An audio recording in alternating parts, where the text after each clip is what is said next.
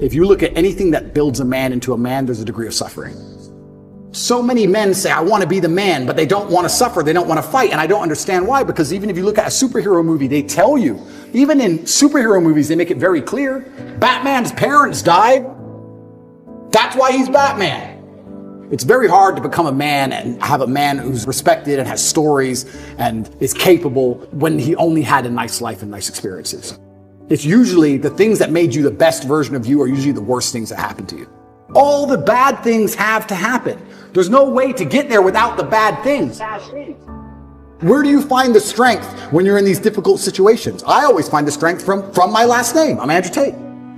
So I just have to do it. I'm in a Romanian jail cell. I wake up, there's cockroaches in my bed. They're all over my face. What am I going to do, cry? Am I going to go and sign a piece of paper and say I'm guilty? I'm going to sell my brother out? No, I'm going to take the cockroaches off my mouth. I'm going to do some push-ups because I'm Andrew Tate. When shit really gets hard, honor and courage and bravery and your last name is all you've ever had. Especially with men, none of them are bestowed with the things that the masculine essence needs to be a good man. You need pride, you need honor. Matrix media, they say, why did you get so big? Because I'm telling the truth. I'm telling the truth, which every man knows is intrinsically true in his heart, because God has instilled him with a basic degree of morality of right and wrong. I'm saying things to a 17-year-old boy and he's going, he makes sense. I get it. Everything I was told so far just didn't quite click, but this does. And that's what they're so scared of. I was talking about this the other day. I was talking about how I have a pet peeve, and one of my pet peeves is painkillers. And I was being typical me, and I was going over the top. I was discussing with this guy. This guy said, have you got any aspirin? I said, there's no aspirin in my house. And he said, why? I said, brother, you are not facing 1% of the life difficulties I am facing. Think about it. No government's trying to lock you up. The Matrix isn't after you. They're not trying to frame you. Nobody wants you dead.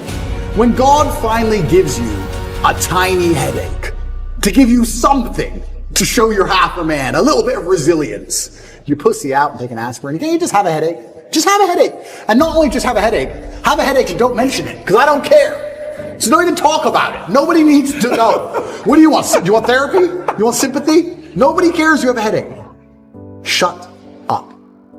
Like nearly any problem on earth, whether it's men's mental health, whether it's women's mental health, no matter what it is, whether it's crime, no matter what it is, how do you fix the problem? By building men of caliber, by building men of capability and status and honor and dignity, and by building men of ability to be good standing citizens who are respected by their peers. All of it comes back to improving men. All of it.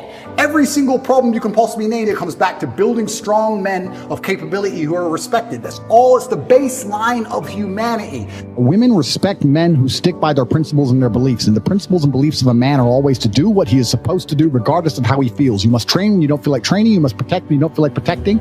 You must be a good man. And when you're actually a truly good man and a high value man, this is something I absolutely realized in jail. I have no problem suffering if the people I love are not suffering. My children are taken care of. The women I love are taken care of. My mother is taken care of. Everybody around me is fine. Even if they've removed me from my life and locked me in a jail cell, everybody I love is taken care of and is protected and is living good. I must suffer because I am a man. I am the head of my empire. I'm the head of the clan. Of course I will suffer, but the people I love are not suffering. This is what God has bestowed upon important men since the beginning of time. Not just important men, all men. The men in the Titanic as the boat was going down, about to be sucked into the icy cold water, some of the last thoughts in those men's head, I know, was at least I saw my daughter and my wife get on that boat. Absolutely. I'm happy to plunge into this ice cold water because there they are, on that boat, away from danger. Everyone we love and everyone in the world who we care about was taken care of. And I said, Andrew, would you rather us both be at liberty, but someone else in our life suffer? Mom suffer? Our kids suffer? The mothers of our children suffer? No. I'm glad it was me. I'm glad I was the one who was suffering and everyone else was okay, because that's what being a man means. When you're a man, absolutely, you're right. It is our job to suffer so the people around us do not suffer. And that's why if you're a man and you're waking up every day and you're not trying your very best to be important or upgrade yourself or upgrade your character, or you're lacking motivation, then you have a serious problem, because it is your job to be capable of dealing with the insurmountable pressure which God is going to put upon you so that when you suffer, everyone around you does well. Our lives are set up that even if they throw us in a dungeon today, everybody we love will be okay forever. And that is what's most important. That's the most important thing. That's success. And that was absolutely comforting in jail when we discussed that. And we said, everyone we love is okay. You and I just have to make it through this. And that's absolutely and utterly comforting. And if you're a man sitting at home right now, you need to sit and say, okay, if they plucked me from my life, if they picked me up and threw me in a room and locked me in a jail cell, which can happen to anybody, especially as they continue these matrix attacks on masculinity as a whole. Would your wife have a roof over her head? Would your children eat? Would your family be okay? Think about these things. This is what you're working for. You're not working to make money so you can buy a Lamborghini. You're working to make money, and you're thinking outside of the box, and you're becoming your best version of yourself, so all the people around you will always be okay no matter what happens. It is your job as a man to suffer. And we did our job fantastically, absolutely and utterly as we should. We always will. And we always will. And everybody around us was okay. And that is extremely comforting in times of hardship, because we're built for suffering. We were absolutely and utterly built for suffering. No matter how close I came to crying inside of that jail cell, I knew all the people around me were safe and all the people around me could eat. And that's all I cared about. I used my phone calls. When I would call other people and they were asking me how I was, I'd say, we don't want to talk about me. How are you? Are you okay? Are you okay with the media pressure? Are you okay? Are your bills paid? Do you have money?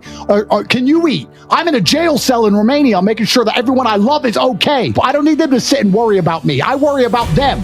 I sat in a jail cell making sure I could fix the problems for the people I love outside in the free world from a dungeon. That is what a man does. And you must prepare and set up your life for that. You must be prepared to be plucked from life. And understand that everybody around you who once relied on you will still be relying on you, even when you sit in that jail cell. It's still up to you. You are still the man of the household. You are still the top G of your life. Only you. And if you don't pay the bills, who's going to do it? Your wife's just going to what? Go get a job, get like 5 jobs and raise your kids? How's she going to do that?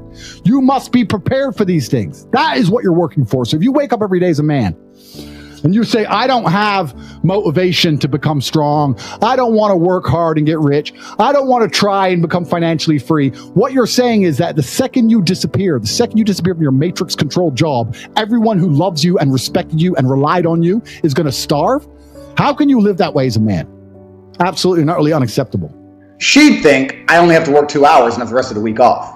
What do you think girls want from men? Good question. Do you want the truth or a lie? Truth, of course. Of course, they all say truth. And you tell them the truth and they cry. What women want from men? Well, the first thing we have to understand is that it depends, right? Of course it depends. It depends on how old the woman is, what part of her life she's in, if she's looking for excitement, adventure, or if she's looking for a family and to settle down. It completely depends. But they have a completely different attitude towards being rich. They want a rich man because they want fun. But they don't want to have their own money or pay for things. They don't care. They just want fun to be facilitated. They're uninterested in the cost of anything.